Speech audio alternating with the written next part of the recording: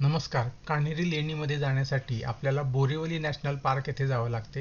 येथे प्रवेश फी असते 50-60 रुपये फी असेल बोर्डवर लिहिल्याप्रमाणे. या बोरिवली नॅशनल पार्कमध्येच आपल्याला कान्हेरी लेण्यांना जाता येते. त्यासाठी मुख्य प्रवेशद्वारापासून एक छोटी बस असते. त्या बसच्या माध्यमातून आपण या कान्हेरी लेणीपर्यंत पोहोचू शकतो. त्या बससुद्धा इंटरनल आहेत, आतल्या आत आहेत. दर अर्ध्या तासाने त्यांच्या फेऱ्या असतात. तिथून एक 20 ते 25 मिनिटाच्या प्रवासानंतर आपण कान्हेरी लेणीपर्यंत पोहोचू शकतो. कान्हेरी लेणीला आल्यानंतर पुन्हा इथे सुद्धा 25-30 रुपये तिकीट आहे, ते बदलत असेल. आणि त्यानंतर आपल्याला कान्हेरी लेण्या, ज्या एकूण इथे आपल्याला 100 पेक्षा जास्त लेण्या बघायला मिळतात. 109 लेण्या असं लिहिलेलं आहे आणि 20 पेक्षा जास्त शिलालेख ताम्रपट या ठिकाणी आपल्याला बघायला मिळतात. प्रवेश केल्यानंतर इथे आपल्याला एक छोटं रेस्टॉरंट आहे, तिथे पाणी मिळतं आणि काही छोटे स्टॉल सुद्धा असतात. लिंबू पाणी वगैरे आणि पाण्याच्या बाटल्या मिळतात. स्वच्छतागृह आहे आणि थंड पाण्याची व्यवस्था सुद्धा इथे या ठिकाणी केलेली आढळते. या परिसरामध्ये एकूण 109 लेण्या बघायला मिळतात आणि 20 पेक्षा जास्त शिलालेख आपल्याला इथे बघायला मिळतात. त्यातही महत्त्वाचं म्हणजे गुहा क्रमांक 3 आणि 11 हे जरूर बघा. गुहा क्रमांक 3 हे या ठिकाणी वैशिष्ट्यपूर्ण असं लेणी आहे. ही या कान्हेरी संकुलातील सर्वात मोठी, भव्य आणि सर्वात प्रसिद्ध गुहा आहे. हे एक चैत्यगृह आहे. चैत्यगृह जिथे प्रार्थना केली जाते. चैत्यगृहाच्या मध्यभागी आपल्याला मोठा स्तूप दिसतो. याच्या दोन्ही बाजूला आपल्याला अनेक छोट्या मोठ्या बुद्ध मूर्ती दिसतात. तसेच ही लेणी बनवण्यासाठी कुणी दान केले, कुणी योगदान दिले, त्यांची नावं या ठिकाणी आपल्याला बघायला मिळतात.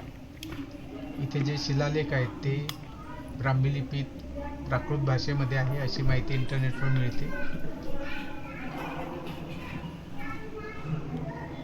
या गुहेच्या बाहेर मोठं अंगण आहे, ज्याचे दोन्ही बाजूंना भव्य खांब आहेत आणि त्यावर नेहमीप्रमाणे द्वारपाल कोरलेले आहेत. भिंतीवर बौद्ध दात्यांची, म्हणजे जे डोनेशन ज्यांनी दिले त्यांची सुंदर शिल्पे आहेत. आतमध्ये आपल्याला 80 ते 90 फूट लांब आणि सुमारे 40 फूट रुंद अशा प्रकारचे हे चैत्यगृह आहेत. इथे 34 भव्य असे खांब आहेत. त्या खांबांवर नक्षीकाम, हत्ती आणि विविध प्राणी कोरलेले आहेत. काही खांब हे अष्टकोनी आहेत. सभागृहाच्या अगदी शेवटी तो समोर आपल्याला एक अर्धवर्तुळाकार भागात 16 फूट व्यासाचा एक मोठा दगडी स्तूप आहे. बौद्ध भिक्षू या स्तूपाभोवती प्रदक्षिणा घालून ध्यान आणि प्रार्थना करत असत.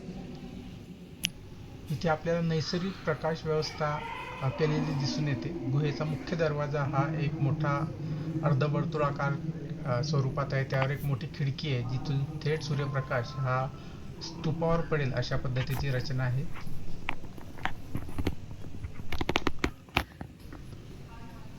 प्रवेशद्वाराच्या आजूबाजूला ज्यांनी दान दिलं, ह्या लेणी कोरण्यासाठी सगळा खर्च केला, स्पॉन्सरशिप केली, त्यांची सुद्धा इथे आपल्याला मूर्त्या कोरलेल्या दिसून येतात. लेणी क्रमांक 11 ही एक वैशिष्ट्यपूर्ण लेणी आहे. याच्यामध्ये प्रचंड मोठे विहार आहे. हे विहार म्हणजे बौद्ध भिक्षूंसाठी मोठी सभा, धार्मिक चर्चा आणि भोजनासाठी वापरली जात असावी. या ठिकाणी आतमध्ये मोठं विशाल असं सभागृह आहे आणि ही बघा खाली बसायला जागा केलेल्या आहेत. याचा आकार इतका मोठा आहे की एका वेळेस खूप जास्त बौद्ध भिक्षू इथे बसू शकतील. इथे बसून धार्मिक ग्रंथांचे पठण, चर्चा, भोजन करीत असावेत. इथे आतमध्येच सभागृहाच्या मागे छोट्या छोट्या खोल्या सुद्धा आहेत, जिथे राहण्याची व्यवस्था केलेली आपल्याला दिसून येते. इथून वरच्या ज्या लेण्या आहेत त्या हळूहळू आपल्याला वर जावं लागतं आणि मध्ये छोटी दरी आहे आणि दोन्ही बाजूने आपल्याला मोठ्या प्रमाणात लेण्या दिसतात. यांची संख्या प्रचंड आहे.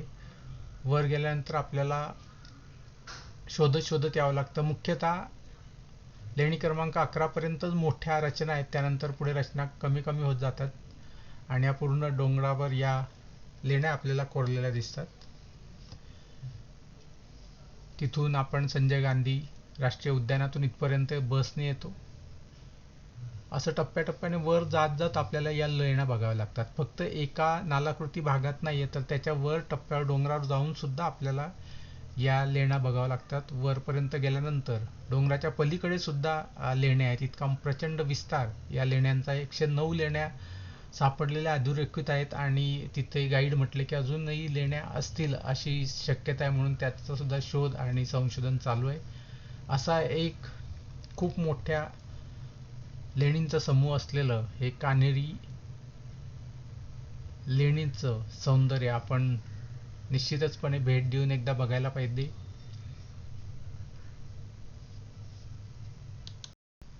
प्राचीन शिलालेख, ऐतिहासिक वारसा, सर्वात मोठे विहार तसेच अतिशय सुव्यवस्थित जलप्रणाली या सगळ्यांचा आनंदाने अभ्यास करण्यासाठी आपण जरूर या कान्हेरी लेणीला भेट द्या. व्हिडिओ पूर्ण पाहिल्याबद्दल धन्यवाद आणि चॅनल सबस्क्राईब करायला विसरू नका.